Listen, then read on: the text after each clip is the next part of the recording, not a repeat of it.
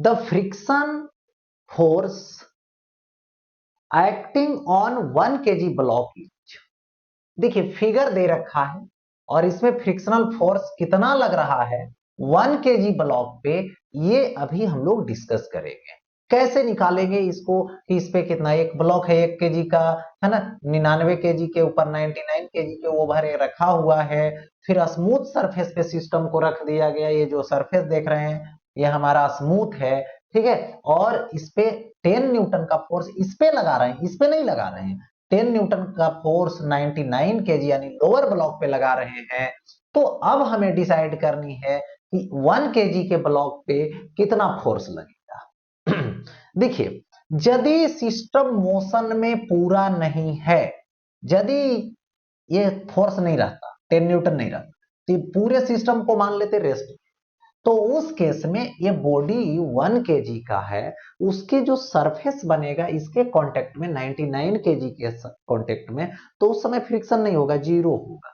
क्यों जीरो होगा? क्योंकि बॉडी की टेंडेंसी नहीं है मोशन की, तो अपोज किसका करेगा? क्योंकि फ्रिक्शनल फोर्स जो है एक अपोजिंग फोर्स है। अपोजिंग फोर्स तभी लगेगा जब कोई उसको ले जाने वाला है, तो उस समय तो कोई ले जाने वाला है नहीं, तो मिनिमम फ्रिक्शन जीरो है।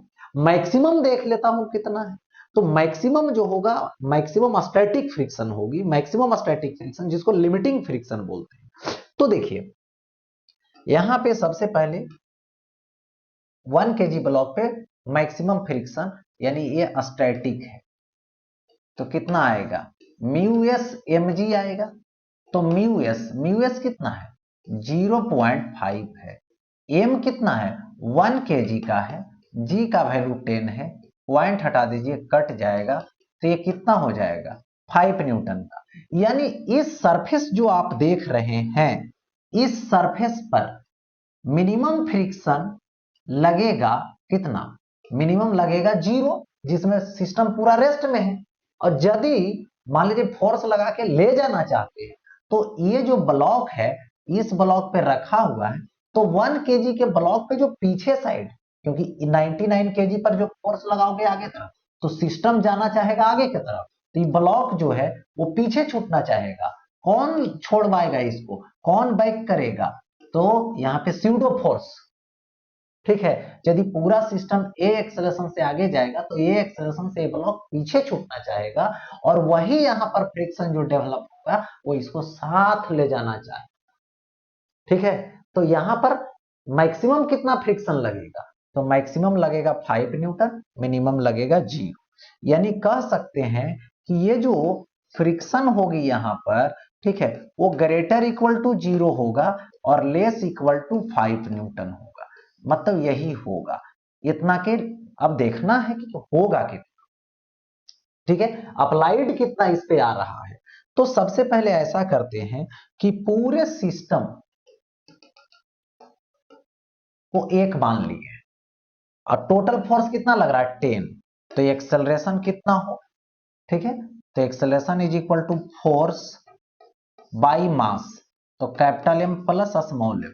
तो फोर्स कितना? 10, टोटल मास 99 प्लस 1 यानी 100, कैंसिल कर दीजिए, 0.1 मीटर पर सेकेंड स्क्वायर आएगा। यानी इस पे स्यूडो जो फोर्स लगेगा, जो बैक साइड फोर्स लगेगा, पूरा सिस्टम जा रहा है, तो यहाँ पे बैक साइड जो फोर्स लगेगा वो कितना लगेगा? एम ए, ठीक है। तो इस पर स्यूडो फोर्स, तो यहां से मान लेते हैं स्यूडो फोर्स एफ डैश किस ब्लॉक पे? इस ब्लॉक पे, जो कि कितना है? एम ए है। एम की वैल्यू 1, ए की वैल्यू 0.1, यानी कितना होगा? 0.1 न्यूटन। 0 पॉइंट यहां पर 1 न्यूटन आया।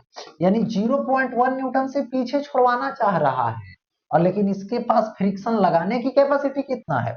मैक्सिमम 5 न्यूटन तक। तो 5 न्यूटन तक कब लगाएगा? जब उसको लगाने की मौका दिया जाएगा, उसको लगाने की जरूरत पड़ेगा। ऐसे नहीं कि यहाँ पर लगाने की कैपेसिटी फ्रिक्शन की, है ना, फ्रिक्शन की जो वैल्यू है वो मैक्सिमम 5 न्यूटन है तो ऐसा ही लगा देगा, नहीं, उसको ले जाने वाला भी उतना लगाना चाहिए या तो उससे ज्यादा लगाना। तो देखिए यहाँ तो लगा रहा है कितना? 0.1 न्यूटन। तो ये जो है से फ्रिक्शन अपना डेवलप करेगा कितना? 0.1 न्यूटन, उसको बैलेंस कर देगा, ये ब्लॉक इससे उतरेगा ही नहीं, नीचे गिरेगा ही नहीं, यानी आंसर आ जाएगा आपका 0.1 न्यूटन। ओके, ये हो गया।